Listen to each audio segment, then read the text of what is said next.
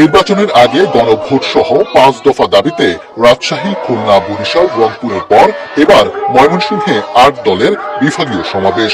Circuit house মাঠে সমাবেশ শুরুর আগেই ব্যানার, ফেস্টুন, দলীয় পতাকা ও প্রতীক আর 5 দাবির প্লেকার্ড হাতে মিছিল নিয়ে হাজির হন নেতাকর্মীরা।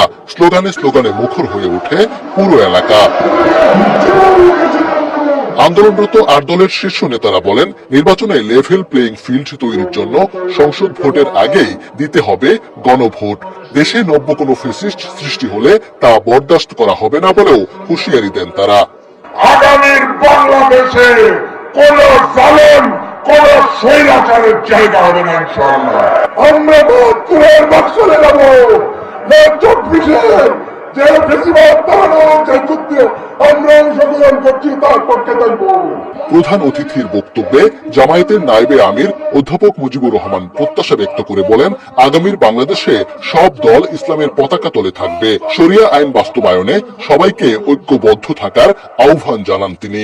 আপনারা স্বীকার করেন, আপনার কোরআনকে মানেন, কোরআনকে একেবারে হিসাবে আপনারাও মানেন, কিন্তু দুঃখ লাগে যখন বলেন যে আমরা শরীয়তের আইনে বিশ্বাস করি না।